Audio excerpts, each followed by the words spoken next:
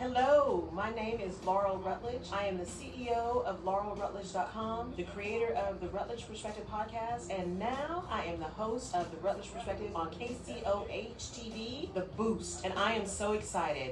My background in human resources and also in business and consulting has given me the opportunity to share information with all of you, and what we're going to do is talk about the foundational pieces, whether or not you're building a business or you're building a career. It all comes down to strategy and people. If you don't know where you're going, how do you know who needs to be on your team? So please join me, join in the conversation, catch the show both on the radio, on the app, and also on Facebook. And I will be on Tuesdays from 10 a.m. to 11 a.m. Thank you so much for listening. I look forward to seeing you there.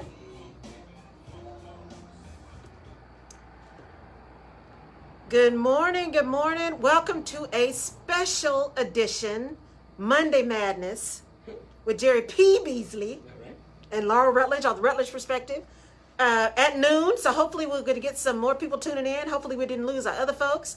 Good morning, Houston, Texas, Miss Marsha.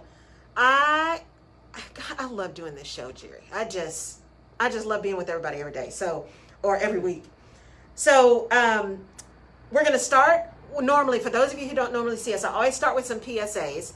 And as you can see, Jerry and I are compliant. That's right. When we come in here masked up. We're spraying up. We're wiping stuff down. We're trying to make sure we're doing the right thing because neither one of us got time for that. We do not. And we got people we love and care about that we're not trying to bring anything to. Good morning, Carlsbad, California. So, first the PSAs. And those of you who have been listening and following know that voting is an imperative to me. And especially after seeing and watching John Lewis's homegoing last week and what he did and what he experienced and everything he endured, anybody who has the nerve to not vote, who's capable and able and eligible, I just have a problem with that. So I need you to get registered. It is one thing that for me it is a passion. Good morning, Odessa, Texas. It is a passion for me, and it is something that I am holding myself accountable for, getting much more involved in voter registration, in voter education. I want you to be an educated voter. Don't just pick a name. Go find out what they're doing. Exactly, Leela, hashtag be more like John. Go find out what they're talking about. Go find out where they stand. If they've been in office, go find out where they vote, how they voted. Make sure that you are paying attention to what people do and what people say, and what they do is more important than what they say. Actions speak louder than words.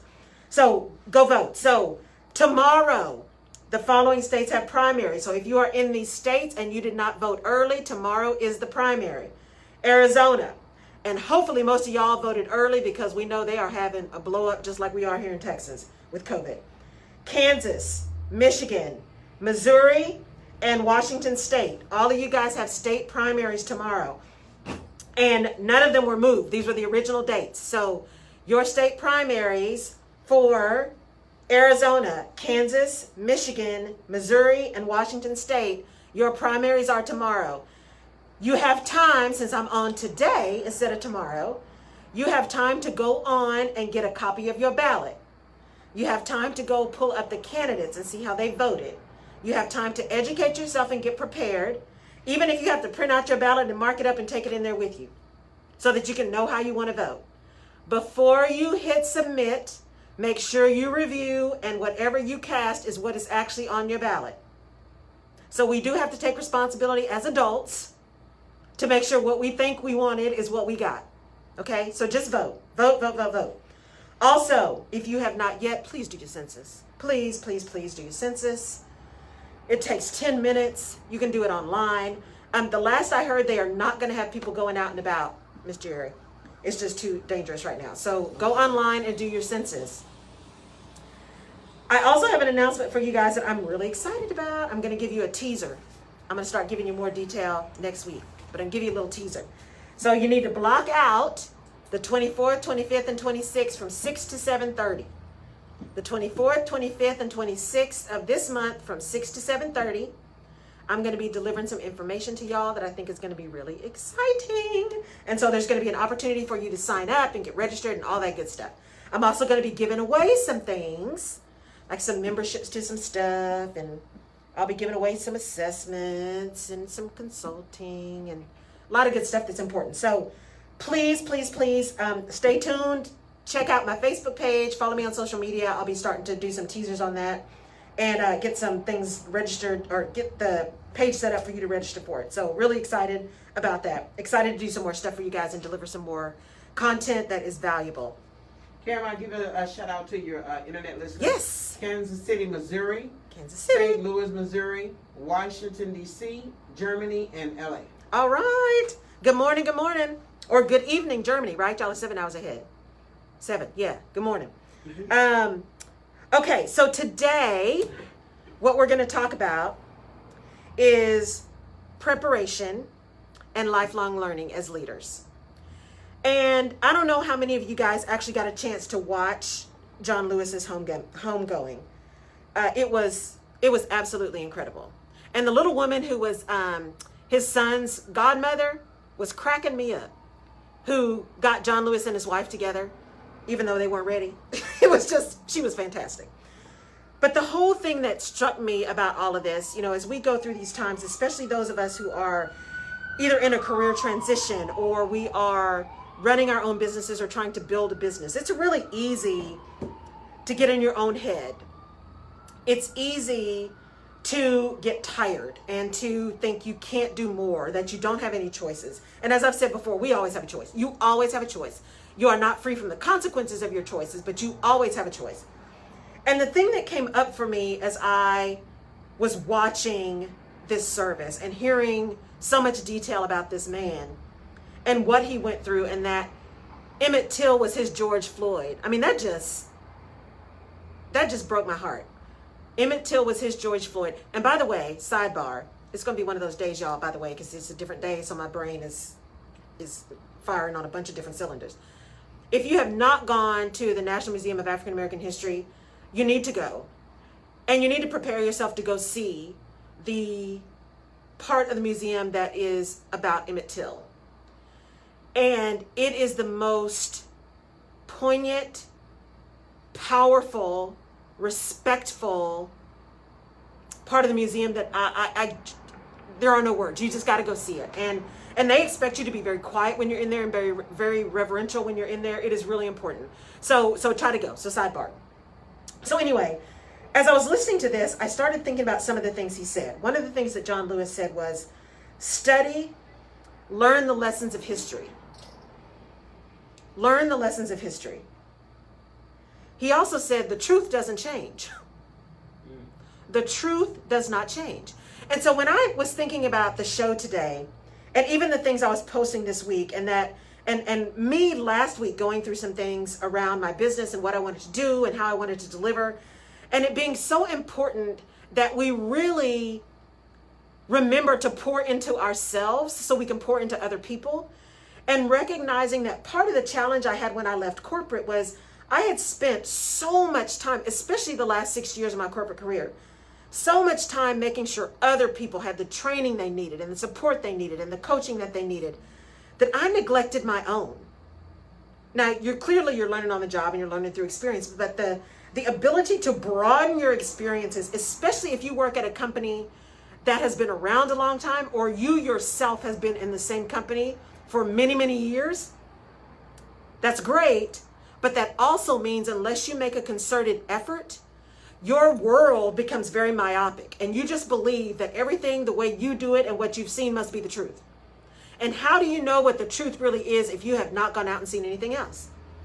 Just like I tell people, how do you know what your perspective is unless you've heard the perspective of others and yours has been challenged? How can you stand in your truth if you've never heard anybody else's?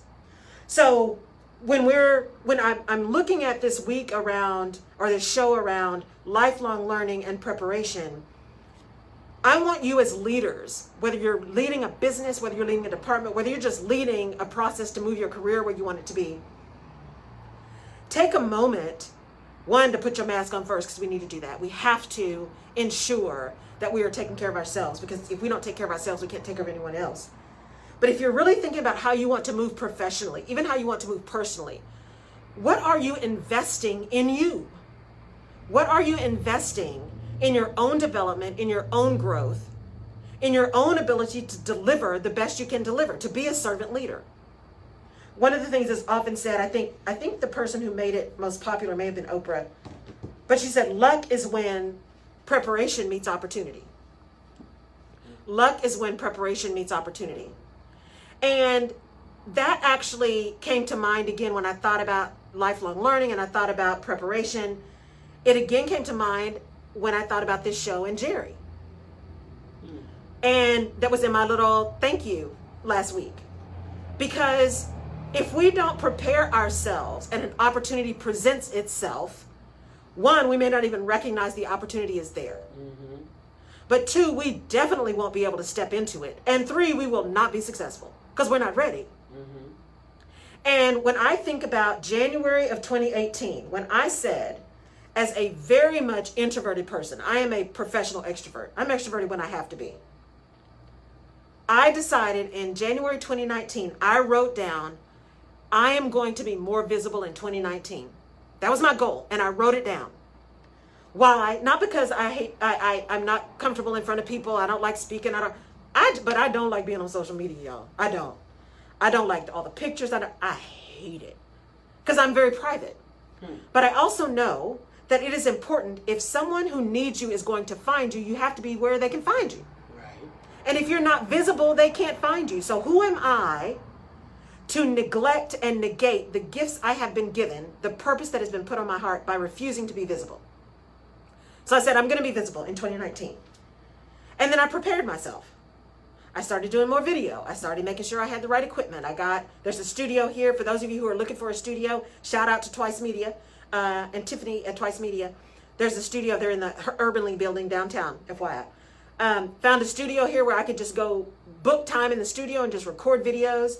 Started putting videos on my website. I did a big interview with one of my coaches that she put on her website. I did podcasts, all these kind of things to get visible. And so when I got a call through a network person, we've talked about that too, creating authentic connections, through a network that said, hey, are you available tomorrow? Because this friend of mine named Adrian needs somebody on the Ben Hall Legal Hour. I was like, sure, why not? And I prepared to come to the show. And because God takes care of us all the time, I was going to come just come because it was radio. Didn't know at the time that it was being broadcast. So luckily something came to me and said, girl, you have never met these people before. Show up as if you're going to meet your enemy. That's what they say. That's what Coco Chanel says. Dress like you're going to meet your enemy, right? So dress up, and I got a chance to be on this great show with these great hosts. I got to meet Jerry. And afterwards, Jerry said, oh, you need to do a show. And I was like, nope, let me think about it. And then as I talked to people, I thought, now, wait a minute. I wrote down in January, I want to be more visible. I got a chance to be on this show that broadcast to Facebook Live. And now I have the opportunity to do a show that's going to broadcast every week on Facebook Live. Are you kidding me? I had to have a come to Jesus with me. Because I didn't realize that I actually was prepared for the opportunity that had presented itself to me. So the luck was that I had taken the time to prepare for the opportunity. And I had placed myself in a position where the opportunity could come to me. So as you are a leader, as you're building your business, as you are building your department, as you're building your career, you're the leader of your own life, what are you doing to prepare yourself so when the opportunity presents itself, you are ready? What are you learning? Where are you challenging yourself? What are you reading? Now, I have to admit right now, I'm just reading, when I get a chance to read, I'm just reading trash. I am, trash. We're just honest on this show, right? Yeah. I'm just reading trash. I'm not reading, I shouldn't say that because authors put a lot of work into what I'm reading. No substance. It's no substance. I'm not reading, War and Peace. I'm not reading that. And I had the hardest time for many, many years. I hated reading business books. Hated it. And I got a little bit of rebellion in me. Like everybody else is reading Good to Great. I refuse. Still haven't read Good to Great. However, there have been a few things that have come across my desk. One of those was This Is Marketing. The other one was The Big Leap. And those books have been absolutely incredible. And then, of course, there's Becoming, which was fantastic. And I'm reading some books written by Arnie Duncan, who was the former Secretary of Education, around our education system, which is maddening and enlightening all at the same time. And I'm about to read another book about Black female business owners. I think it's called Six Figure something. Sorry, I apologize to the author. I can't remember the name of the book. But what hit me as this weekend as I was thinking about this show was, Laurel, you've been, again, we go into those habits that are really easy for us. We get focused on working in the business instead of on the business. I got to get this post out. I got to make sure this looks good. I got to get this Facebook Live. I got to get all of this stuff done so then I can do my business. And when we get focused on that because that's comfortable, that's what we know, then we forget that in order for us to continue to serve, we have to be able to be out there. We have to be able to understand what is going on, why it's going on, how that impacts our clients, how it impacts their ability to do their business, how we're going to make sure that we are providing the best service and the best information that we can. That's one of the reasons why we always talk about, Adrian tells you, I tell you, we always talk about getting connected to experts, getting connected to places that give you expert information, connecting to the CDC, connecting to the EEOC, connecting to legal firms that are experts in employment law, because there are people who know what you need to know. Kyra Hardwick says that all the time. If I don't know, I go find the people who know and I ask questions. Mm-hmm.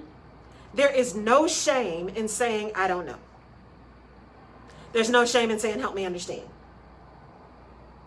Although help me understand, depending on your tone, can mean different things. Just like bless your heart. We know what that means depending on how you say it. Right? Help me understand. Help me understand. So instead of saying, that is the craziest thing I've ever heard. Now help me understand how you got there. Right? So it is really imperative that as you are moving through your career, as you are building your business, as you are building a department, as you are coaching and mentoring and develop talent under and around you, that you don't neglect your own challenge to what you know, that you aren't consistently filling your funnel with new information and new insight and new challenges. I have people all the time who are like, because I personally, I've always wanted my PhD and I'm gonna get it. I'll get it eventually. But I've had people come to me and say, I don't know, I was gonna go get this certification, but it's gonna take so long. I don't know if I should do that. It's gonna take so long. And I'm like, well, the time is gonna pass anyway, so just go get the certification.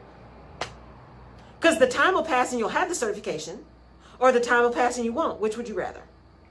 Preparation and opportunity equal luck. Being prepared for the opportunity equals luck. So if that particular certification or that degree or that course is something that gives you a skill set or gives you an additional piece of information or criteria that puts you at the top of the list, why not go do that? Why not invest in you? Because if you aren't going to invest in you, if you don't bet on you, why would anyone else? You're right. Why would anyone else? You have to believe in you so much that you are willing to invest and say, you know what, but I'm going to get my investment back. Here's how it's going to pay off. Now, you don't want to be crazy, but if it's something that's really important, that really is aligned with where you're trying to go, that you know is a gap that you have, go find the people that fill the gap and learn from them. There is no shame in saying, I don't understand. There's no shame in saying, please teach me. And it is important. Really great leaders are teachable and coachable. I'll say that again. Really great leaders are teachable and coachable. Because none of us knows everything. That's right. None of us. So you got to spend some time getting really honest about where your gaps are and then deciding how you're going to fix that or not, because you do have a choice. But if you choose not to fix it, then don't be mad when your luck passes you by because you weren't prepared for the opportunity that presented itself. I'm just saying. When you said really great leaders are teachable, mm-hmm. I also believe that great leaders also recognize who's not really teachers. And I was at the store. Yes. I was at a plant store yesterday, and this lady walks up and she said, "Hi, can I help you?" And I began to ask her some questions, mm-hmm. and she's like, "Well, I don't know about that. I don't know. It says it on the plant. Read the plant." And I said, "Okay, thank you." And I was so quick with her, but it agitated me because I'm like, you invoked me. Yes. As if you knew what you were talking about.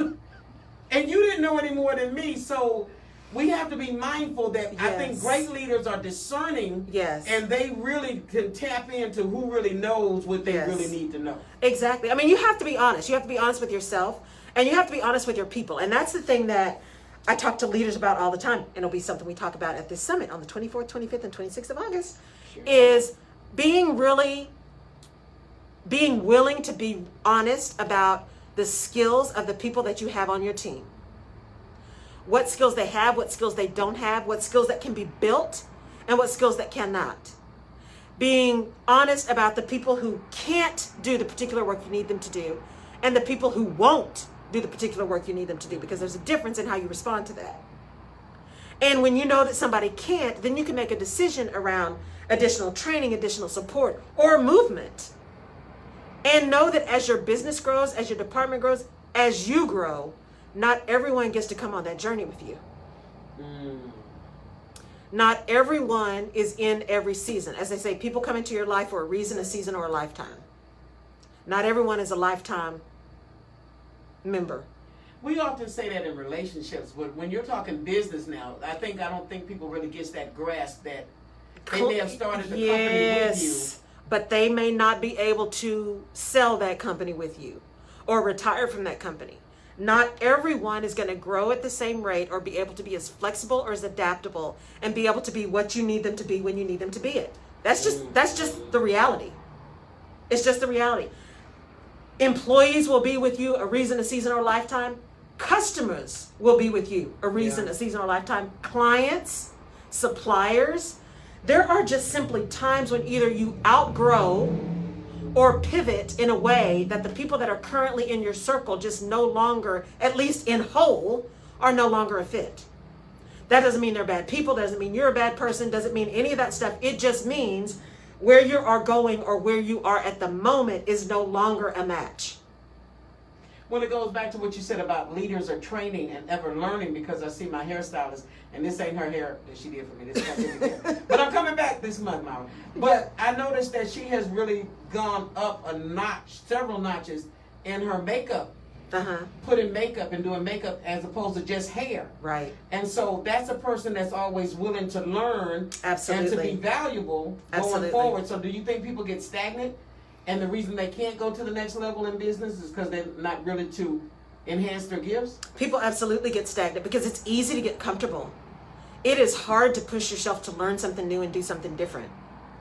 Because to do that means you have to embrace some one, you have to be honest about where you are, what you know and what you don't know. Two, you have to be willing to embrace change, and you have to be willing to take action to make that change. And that takes a lot of energy, effort, intestinal fortitude, and self-awareness. And not everybody has that. And quite frankly, not everybody wants to do that.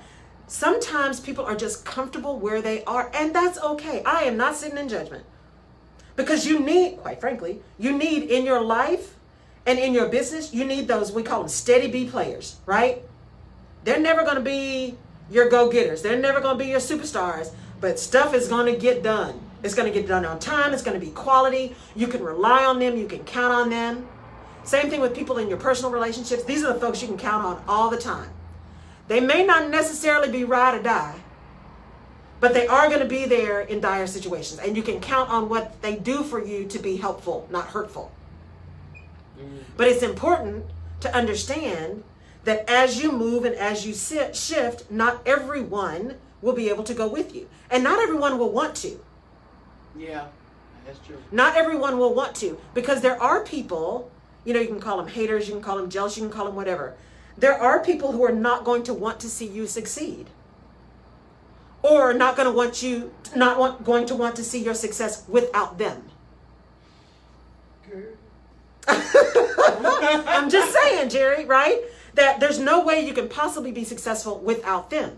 So it's one of the things that I also talk about with leaders is, especially when your business starts in the very beginning, that first person that you hire, you have to be really, really, really careful to lead with your heart, but act with your head. If that person has been with you in the trenches from day one, and you continue to grow and you continue to move and you continue to build, and you are growing and moving and building outside of their capabilities or their desire, your ability or need to keep them in that role for long periods of time is going to go away. And you are only hurting you and your own success if you are not willing or able, with as much dignity and respect and compassion as you can muster, to have that conversation. Not everyone can go with you everywhere. As my grandma used to say, them's just the facts. Well, because the requirements change as you grow. Absolutely. And everybody's not willing to make that discipline change. Absolutely. Or your whole demeanor has to change, because you can't make the uncommon common. Right. And then people get upset with that because they can't be as familiar as they used to be. Absolutely. And it's one thing, it's important to understand that you still have to be who you are. Yeah. You still have to be who you are. Good morning, Vermont. You still have to be who you are. But in being who you are, you also have to be adaptable to your situation. Right? So I hear a lot, there's this group on Facebook that's really promoting Black-owned restaurants, right? Still promoting it very heavy. Houston, Dallas, everywhere, Black-owned restaurants. And one of the things they talk about a lot is service and movement and how people are responding, and are you able to get good food and get it on time, and how the service is, and all this stuff that we normally talk about. The other thing that I see people talking about on these groups is, as these businesses continue to grow and begin to serve bigger populations, bigger customer bases, begin to have a bigger name, more people know who they are, their ability to respond, one, to the pressure, and two, to potentially their changing customer base is going to be really critical to their continued success. One woman said she went to a restaurant, and forgive me, I can't remember the name of the restaurant, went to the restaurant. It was a hot dog place. And she ordered these hot dogs. She had ordered a sauce on the side. When she got the hot dogs, they had made the order wrong. And she just took it anyway, because she was like, it happens, right? It's sauce. It's not heart surgery. It's sauce. That's important. But she received an email. So she had done her order online. She received an email that same day saying, "We saw that we did not fulfill your order in the way that you asked us to do that, and we are so sorry. We would love it if you would give us a chance to fix that. Please come back. The next order you have is on us. We want to get it right." Now, that person understands their customer, knows who they want to be and how they want to serve, and I'll bet you dime to donuts did not fire that person who did it wrong, but had a conversation and said, "That's not how we do this. I need you to read this. I need you to be careful. I know we're moving fast, but sometimes you got to go slow to go fast. I'd rather you go slower and get it right than go fast and mess it up." Yeah. So when you are looking at how you are leading, how you are building your business, you still need to hold on to your core values of who you are and how you want to serve and why you're doing what you're doing. And keep that forefront in everything that you do and everyone that you hire. But also be willing to be honest about those people who are going to go on this journey with you and those who aren't going to make it. And there will be people that drop off all along the journey, and there'll be more that come on. Right? It's like a cruise ship. It is. You stop at one stop, or more like a metro station. You stop at the first stop, a bunch of people get off, some other people get on. You go to the next one, maybe fewer people get off, but a whole bunch get on. It's always like that. As you move, the people that get on and get off move. And especially for that very first person you hire, or that first team member, or those first couple of people you hire, as you begin to move your business and build, and you have brought them kind of into the fold, they are behind the iron curtain, right? Mm-hmm. They know who the wizard is. As you continue to build and grow, you're not always going to be able to have them be as close to the details of your business as you did in the beginning. And so you, as a leader, a good leader who is willing to learn and be prepared, you will prepare early along the way as you're doing your strategy to have candid conversations with people around the growth of your business and be able to say, "Hey, you know what? Our revenue is up by this percentage. It's time for us to hire more team. And so I'm realigning how we're going to do the work. And so we're going to hire somebody who has these kind of skills. And when I say you need to be prepared, if you've only had 2 people and now you're going to have 5, and those 2 people have been doing it all, and now you're about to have these other 3 who are going to take some of their work, how are you preparing them mentally and emotionally for the fact that this is a growth move? This is not a personal attack.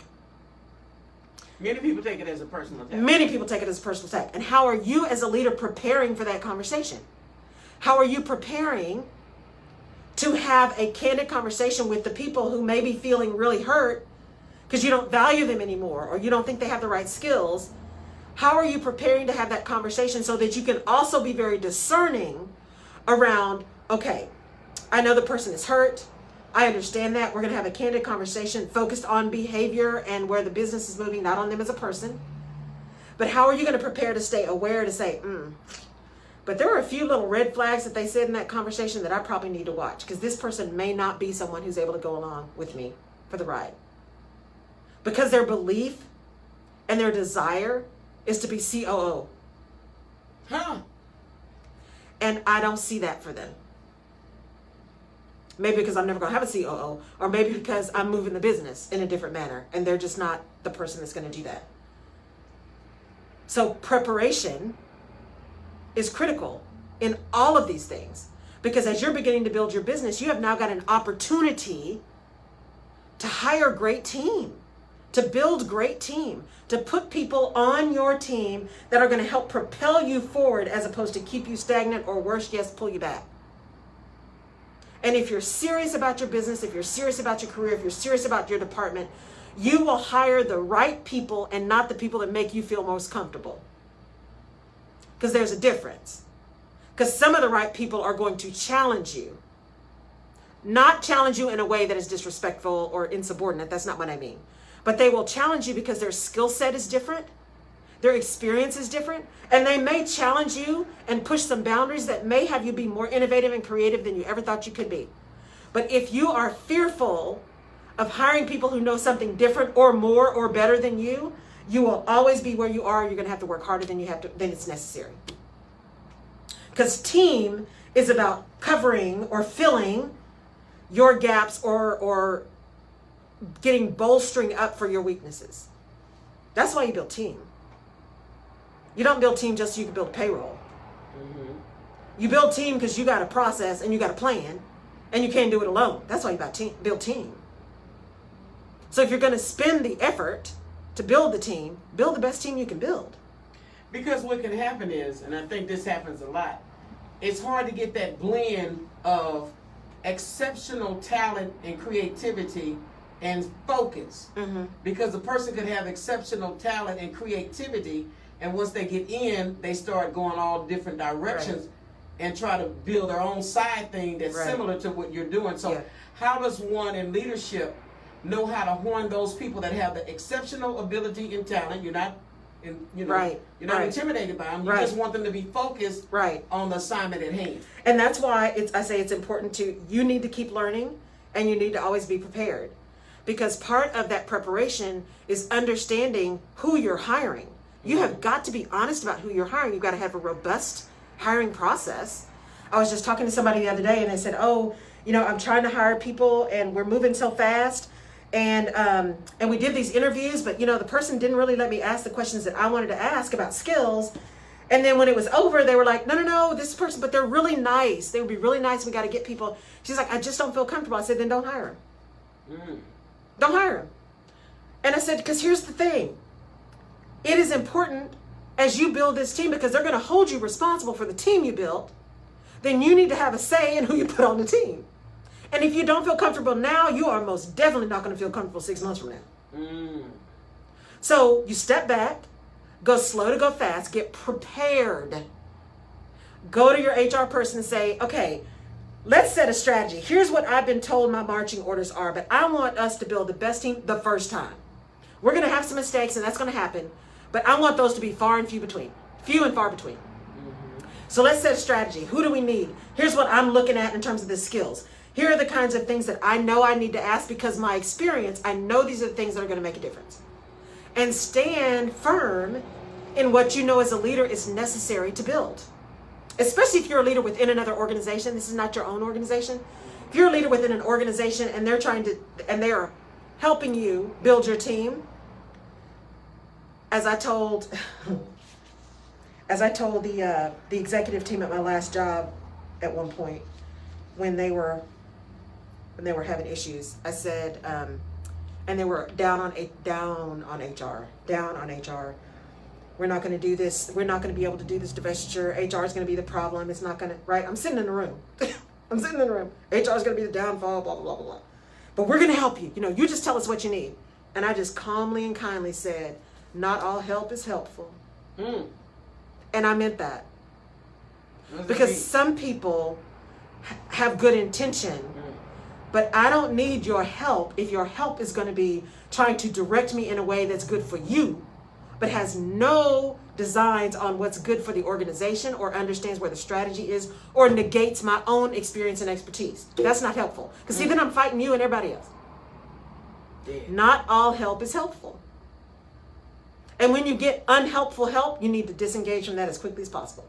Because that's going to take way too much of your energy and way too much of your time.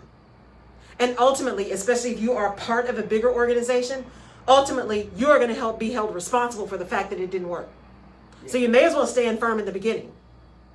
You may have to negotiate, of course, so y'all have to negotiate, right? And collaborate and do all those kind of things. But that does not mean you have to roll over. And just as someone may ask you to spend some time proving to them that your perspective is the right perspective, they should do the same thing for you. Help me understand why your process is what we need to do. Is there a compliance issue? Is there a legal requirement? If there's not a legal requirement or a compliance requirement, then everything's on the table from my perspective. Everything else is on the table. If it's legal, we got to do it. If it's a compliance issue, we got to do it. Everything else is negotiable. But you got to have your ducks in a row. You got to be prepared. You got to know what you want. You got to know your strategy. You got to know what you're willing to do and what you're not. You got to be open and willing to listen. You just got to be prepared. And you got to learn. Because when you go through that first process where you've had to negotiate what you need, learn from that. What happened in that organization when you got this? Who did you have to negotiate with? Who is the hardest to convince?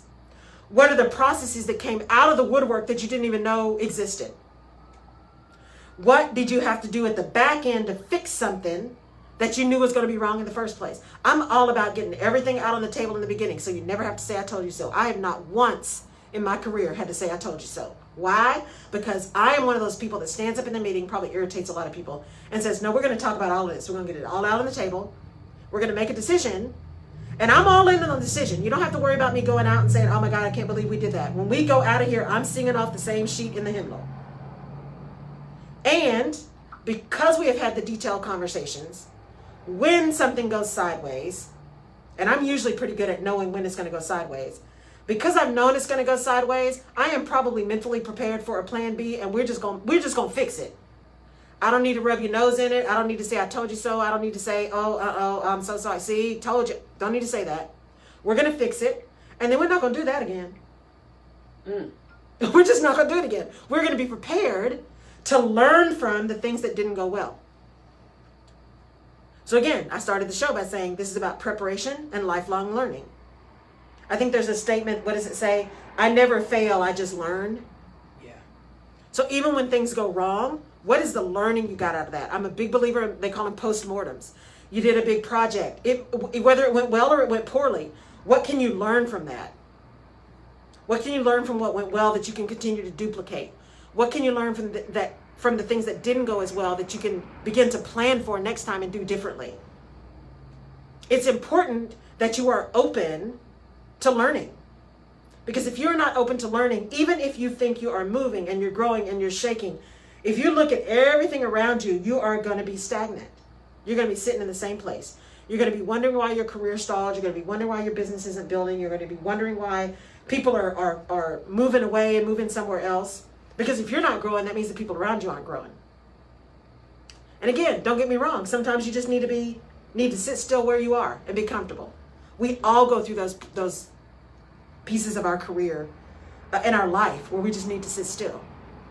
Whether it's family reasons, personal reasons, financial reasons, emotional reasons, whatever. Sometimes you just need to sit still. And don't beat yourself up about that. Because we all have reasons where we just need to be quiet. We just need to be quiet. We just need to sit where we are, do what you got to do, so you can do what you want to do. So just sit. Sit and be patient and make a plan. And then be ready. Be prepared for that next opportunity so that then people can say, "Oh, she's so lucky." No, she was prepared when the opportunity presented itself. That's what I'm talking about. That's what I mean when I say leaders take time to prepare, and great leaders are lifelong learners. Because you don't know always what you don't know. So if you're open to continuously learning, there's so much that can come to you that is powerful, that you didn't even know. I mean, ideas that you may not have ever thought of, people that will come into your life that you never expected, because you are open to learn and you're curious. We've talked about leadership curiosity before. Because you're curious. You want to know how things work. You want to know how to make things better. You want to know how to serve. And so you go to the places where you can learn the stuff you want to know. You go to the people who know what you don't know and you learn from them. And most leaders, they don't mind if they stagnate themselves, but they don't want nobody else to stagnate them. So that's why you want to learn too, because you never want to be in a situation where you don't know Right. how to get something done that's necessarily needful Right. to be done. Right. And you want to make sure that, again, if you're a leader and people are looking to you for guidance, for support, for help, and you're not moving anywhere, why would they believe that you can help them? Why would they want you to be a mentor? Why would they want to work in your department? Why would they, for anything other than maybe a checklist? And that's exactly the kind of support, that's the kind of involvement you're going to get. You're going to get checklist involvement. Ooh, man, this manager has been in the same place for 400 years. But, you know, at least if I get exposure to this, then when I go do this other job, I'll be good. So they're not necessarily committed to learning from you. They're committed to learning from the experience. And you want people to be excited about learning from you because you have value to add. Now, I'm not making a comment about whether you are or are not valuable as a person. We all have value as people.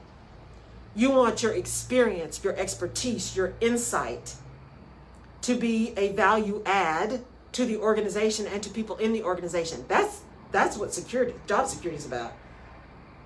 Your insight, your expertise, your skill is valuable. It adds value. It drives bottom line. It pulls levers. It makes an impact on profit. It makes an impact on talent. Some of the most successful leaders aren't necessarily the best practitioners or the best employees. They are the best at developing talent. They are the best at developing talent. People want to work for them.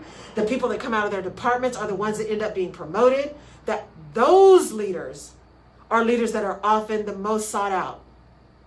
And not because of their expertise, but because they know people and they know how to build and develop and broaden people's expertise. They know how to get things out of folks that they didn't even know they could do.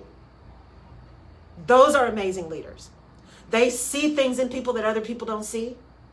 And they're able to tap into that talent and bring it forward. They are also able to be very clear when there is a gap in talent to help the person either fix it or own it and move somewhere else. And they're willing to have those hard conversations, just like we talked about mentoring. That's not your best friend. Leaders who are really good at developing talent understand that it is not about being nice. It is about being compassionate and candid and honest. And when you said about the mentor thing, because I've had so many come and said, I want you to be my mentor, I want you to be my mentor.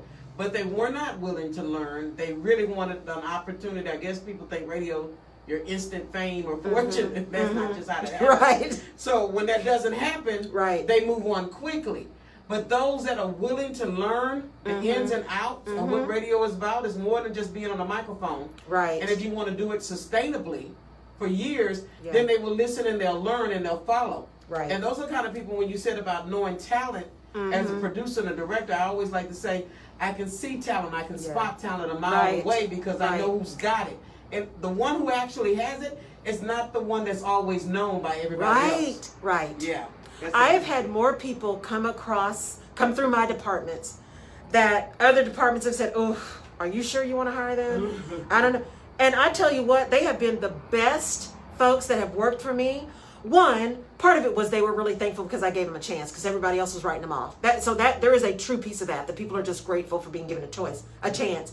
But the other piece was, I just went into that saying, no, I believe you've got this skill and we're going to play up on that skill and I'm going to push you to do what I know you can do. It was pretty simple to me. Plus, I'm going to expect you to do what I need you to do because I don't have time to do your job and mine too. That's good. So let's just call it like it is. Let's be honest. I'm going to support you. I'm going to build you up. I'm going to give you what you need, but I'm going to expect you to do your work too. That's good. It's pretty simple. It's not rocket science. But it requires a lot of self-knowledge and self-acknowledgement. It requires a level of humility and willingness to know what you don't know. It requires a willingness to have honest and candid but compassionate conversations. And it requires that you're also willing to have difficult conversations. Because again, not everyone is going to be able to be on the entire journey with you. And that does not mean that they are bad people. That just means they are not the right person for that time.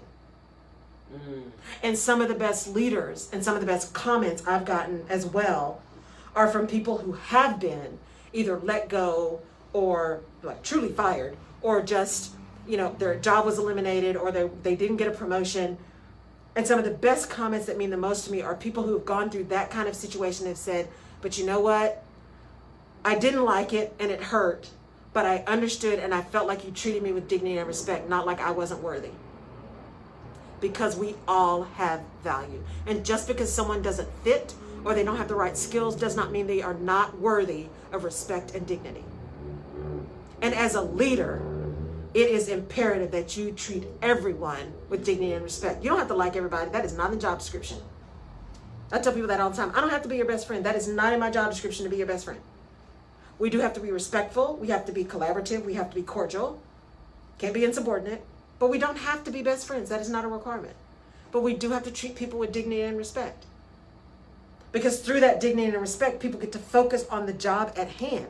They're not as worried about all the other stuff that goes around, all the noise, all the stuff we waste our energy on that is absolutely irrelevant to getting work done. And especially HR people, we find ourselves ingrained and involved in so much stuff that doesn't have anything to do with getting the job done. Nothing. Because it's gotten to be emotional and personal and somebody's feelings got hurt and somebody else didn't show up on time. All that madness. And yet, as an HR leader, there were times that I really had to talk to myself and say, no, Laurel, you really can't go in there this time and say, I just need y'all to stop touching each other and keep it moving. That's probably not the right thing to do. You need to, you need to have a little more conversation. You need to bring people along. Because to me, there's some things that just, come on, we are not two. But if it's not on the task at hand, do you really have to do all that extra talking? Unfortunately, many times you do. Because just because we know it's not on the task at hand doesn't mean the other person doesn't believe that it is absolutely the most critical thing to them being able to even show up at work the next day.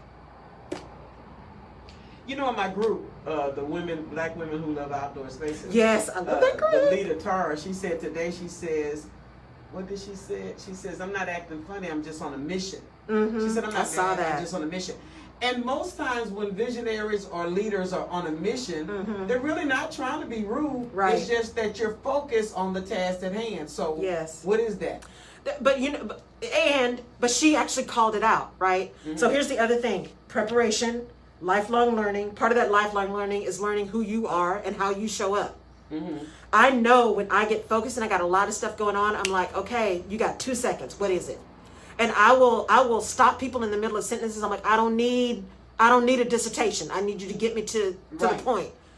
But I had to teach people to say, when things are really busy like that, I need you to start with, Laurel, here's what I need. And then if I need backstory, I'll ask you. But I had to remember and learn to tell people that, because if I didn't tell people that, all they saw was my impatience. I don't know what's wrong with her. She's normally so nice, but today I couldn't even talk to her, and she was rushing me out of her office, And it wasn't even about that. In fact, unfortunately, in some of those cases, I wasn't even paying attention to them. I had so much other stuff to do. I'm like, okay, in my office, what do you need? Let me sign that and keep it moving. Yeah. It just didn't, and not that I didn't care about them as an individual.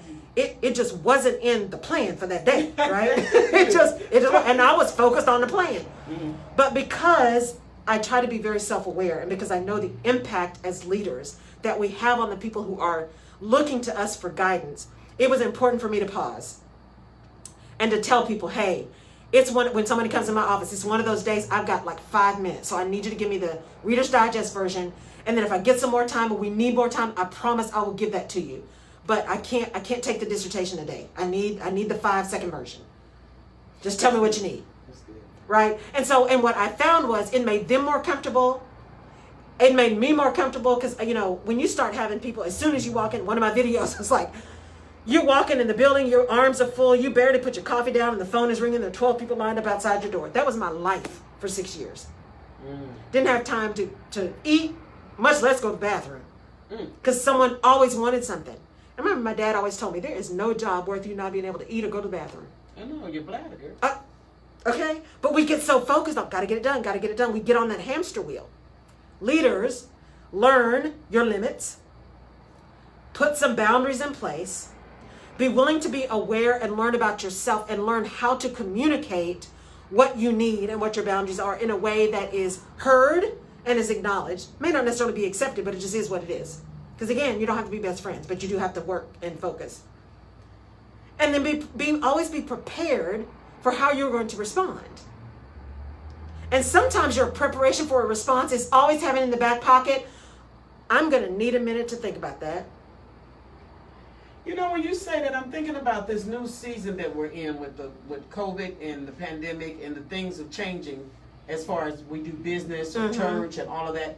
Is it fair for a leader to say, I had an objective for it to go this way, but now there are some things that are going to have to shift and change, and I need a minute before I can actually give it to you? Yes.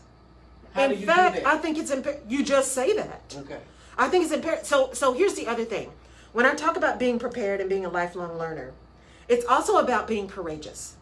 It's about being courageous around your own weaknesses and gaps, but it's also being courageous enough to say, I'm going to need a minute.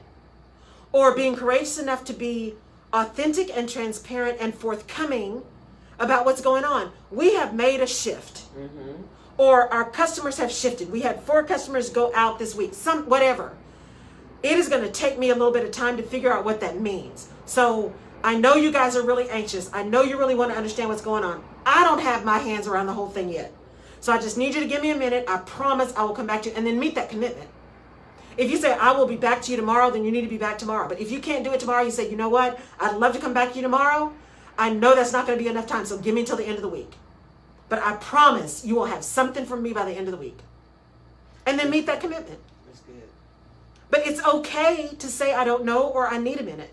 And somewhere along the way, we were taught that it's not okay to say that. Yeah, because I've been in that place, even with this, as far as letting other announcers back. And I said, no, I'm going to need a minute to strategize how we're going to move forward, going forward. Because there's just so many moving parts that you really do need that moment. And at first I was feeling like, should I go ahead and make this decision? But I wasn't led to make that decision, and I'm glad because there was other things that needed to be done and put into place. And I want other leaders, and I feel like even pastors are feeling pressure to say, well, go back into the church on such and such a date. But if you know that the whole thing has changed and the way you do it has changed, you've got to figure it out and study. You do. Learn. As I said a couple of shows ago, if you don't have time to do it right the first time, what makes you think you'll have time to do it over? I'm just saying, take the time the first time. It may mean, and I had CEOs, my very first HR boss, who is still a mentor of mine, used to always say, sometimes you got to go slow to go fast. You got to go slow to go fast. Start out slow. Once you go slow, figure it out, and then you can move quickly. But if you're trying to hit the gate running, that's not always going to work. Now, Don't get me wrong. There are times when you need to be just quick and approximate, right? There's stuff that we just got to get done and then we'll fix it later. We always have those times too. But for the most part, really step back and be honest about whether or not you really have to do it that fast or whether you can take a little bit more time. Because sometimes it's okay to just be quick and approximate, but sometimes, and probably more times than we want to admit, it is okay to be a little bit more slow and precise. Because ultimately that's going to mean at the back end, you're going to be able to move so much faster.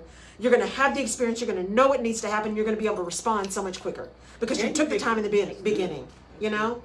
It's okay. And you can gauge it though. When you say go slow, you can gauge. Yes. There's some successes in going slow. That Yes. you can see, okay, when I slowed down here, this opportunity came. Yes. When I slowed down here, I was able to learn this and then this came open. Right. And I'm seeing that in this season that Yes. some people can call you slow, but slow and strategic are two different things, and you got to really know what you are. Did y'all hear that? Slow and strategic are two different things. Yes, ma'am. And yes, ma'am. That's good, Jerry. So yeah, it's really important. It is really important for you to be okay with going slower. To be okay with saying, you know what? I need to get a little bit more information. Lifelong learner. I need to get a little bit more information. I need to be prepared. Because once you prepare, it's so much easier to move faster. It's so much easier to pivot because you got a preparation. And remember, luck is when preparation meets opportunity. If you are prepared and you are moving slow, I've heard so many people say, you were just moving so fast, I was trying to catch you, but you're just moving so fast, I couldn't catch you. And as Jerry said, sometimes we move so fast, we miss opportunities. Because we're so busy running. Yeah. No one can catch us, including that opportunity that was probably the best opportunity that we have been praying for and wishing for. But we were moving so fast, focused on something else that it couldn't catch us. When you said that, you know what it reminds me of? It reminds me of what's happening with the pandemic. When they said it happened, the spread is so massive because we opened up too quick. Mm-hmm. Had we followed the guidelines, we could be over this thing right now. Mm-hmm. And I do believe that even in business, right, if you do it strategic, not slow, right, but strategic, right, and in steps, right, you can get there quicker. You can start moving faster because you prepared. You've made a plan.